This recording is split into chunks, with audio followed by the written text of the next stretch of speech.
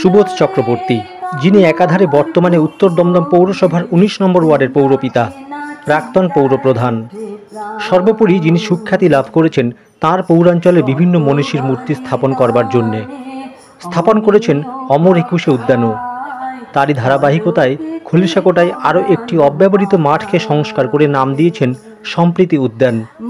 আর সেই সম্প্রীতি উদ্যানের এক প্রান্তে সসম্মানে ফের স্থাপন করলেন রামকৃষ্ণ সারদা মা এবং স্বামীজির পূর্ণাবয়ব মূর্তির ত্রিধারাকে।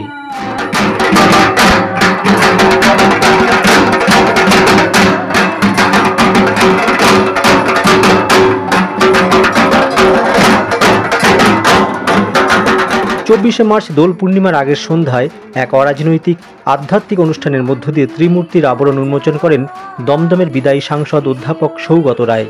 সেই মুহূর্তের সাক্ষী ছিলেন বিধায়ক তথা রাজ্যের অর্থ প্রতিমন্ত্রী চন্দ্রিমা ভট্টাচার্য, পৌরপ্রধান বিধান বিশ্বাস, সিআইসি সদস্য দেবাশিস ঘোষ, সৌমেন দত্ত, সমাজসেবী দুলাল মণ্ডল সহ প্রমুখ ব্যক্তিবর্গ।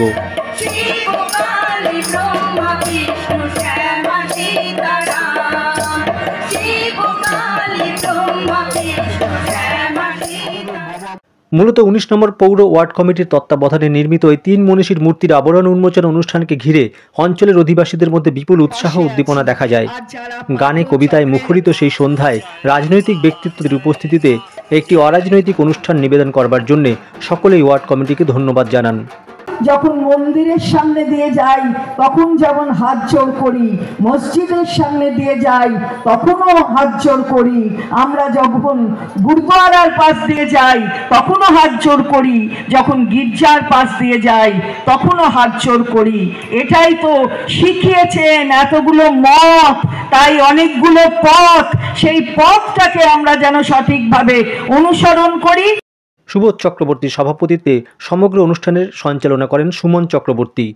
শরৎ কলোনি রামকৃষ্ণ পাঠচক্রের পক্ষ থেকে ভজন সঙ্গীত পরিবেশন করা হয়। স্বরচিত কবিতা পাঠ করেন আশুতোষ অধিকারী।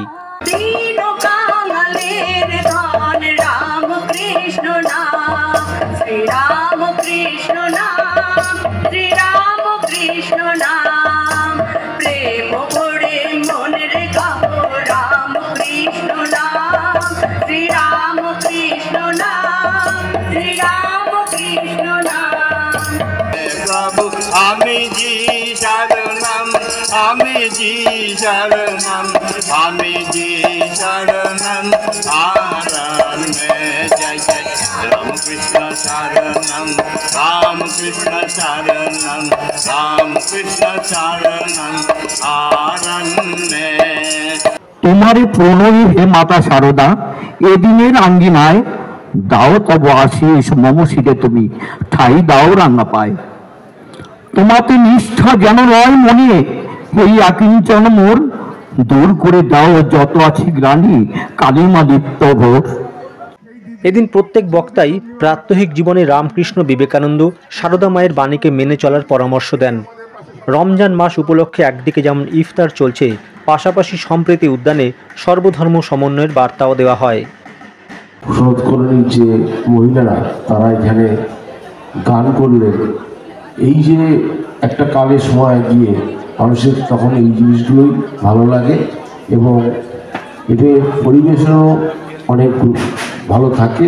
এবং আজকের এই সুন্দর অনুষ্ঠানে আমি আমারও মাস্টারমশাই সহ যারা যারা দুলালবাবু সহ যারা সুমন আছে ও সহ সবাইকে আমি আন্তরিক অভিনন্দন জানাই। জাতি, ধর্ম, বর্ণ নির্বিশেষে মানুষের সঙ্গে মানুষের মেলবন্ধন তৈরি করা, মানুষের সঙ্গে মানুষের সম্পর্ককে আরও আরও আরও শক্তিশালী তৈরি করা, যেখানে দাঁড়িয়ে মুচি ম্যাথর থেকে শুরু করে আমার সমাজের সকল বন্ধু প্রতি সময় আমার ভাই, আমার বন্ধু, এই কথাটা আরও উচ্চস্বরে বলা যায়, সেই আবক্ষ মূর্তির সামনে দাঁড়িয়ে আজকে আমরা সবাই একত্র হয়েছি। সুবোধ চক্রবর্তীর পৌর প্রশাসন পরিচালনার অভিজ্ঞতার ভিত্তিতে তার শিক্ষক সুলভ মনোভাবের প্রতিফলন ঘটেছে অঞ্চলে বিভিন্ন মনীষীর মূর্তি স্থাপনের মধ্য দিয়ে। সেই কথাই এদিন প্রশংসিত হয়েছে বিদায়ী সাংসদের বক্তব্যে। এই খলিশাকোটার নাম হয়ে যাবে মহাপুরুষ স্থান। তার কারণ আমি কোনো জায়গা জানি না যেখানে এত প্রাতঃস্মরণীয় ব্যক্তিদের মূর্তি রয়েছে। বাচ্চাদের নিয়ে আসুন আর বোঝান যে রামকৃষ্ণ বিবেকানন্দ শ্রীমা কি ছিলেন, কেন তারা বাংলা এবং ভারতের কাছে এত জরুরি। আমি সুবোধকে ধন্যবাদ দিয়ে ছোট করব না, রাজনীতি তো রাজনীতির জায়গা। আমি তো আজকে ভোট চাইতে আসিনি। আমি আপনাদের বলি যে ভালো কাজের সঙ্গে থাকবেন, আর ঠাকুর, স্বামীজি, শ্রীমা এদের চরণে একবার করে প্রণাম করবেন। খলিশাকোটাতে আমরা অনেক মনীষীর মূর্তি স্থাপন করেছি, এটা খুব সত্যি কথাই। এর উদ্দেশ্য একটা আছে, কারণ আজকাল বেশিরভাগ ছেলেমেয়েরা আমাদের ইংলিশ মিডিয়ামে পড়তে যায়, আর এর ফলে আমাদের বাংলার মনীষীদের এরা নামটাই জানে না। যদি জিজ্ঞেস করি যে রামকৃষ্ণের নাম শুনেছিস, বলে না, রাম শুনেছি, কৃষ্ণ শুনেছি, কিন্তু রামকৃষ্ণের নাম শুনিনি। আমি ধর্মীয় ভাব চাইছি না, যে আমাদের মধ্যে একতা, আমাদের মধ্যে শ্রদ্ধা, ভক্তি, ভালোবাসাটা যেন জাগে। তো বিধানচন্দ্র রায়কে বলা হয় পশ্চিমবাংলার প্রথম স্রষ্টা কারিগর, তারপরে দ্বিতীয় কারিগর হলেন মমতা বন্দ্যোপাধ্যায়। সেই হিসেবে বিধান রায়ের একটা মূর্তি বসানোর চেষ্টা হচ্ছে। এরপর এই জায়গাতে চেষ্টা করবো আমরা একটা পাঠ এর ব্যবস্থা করতে, এবং এইখানে বেশ কয়েকজন মহিলারা প্রতিশ্রুতি দিয়েছেন, তারা রোজ ধূপ ধুনো দিয়ে ঠাকুরের পুজোর ব্যবস্থাও করবেন, আর তিথি অনুসারে আমরা একটু অনুষ্ঠান করার চেষ্টা করব। কেউই আসিল রে কামার পুকুরে, পুলকে নাচিলায় ওঠে প্রাণ। PM Star 24-এ পিন্টু মাইতির রিপোর্ট, বিরাটি।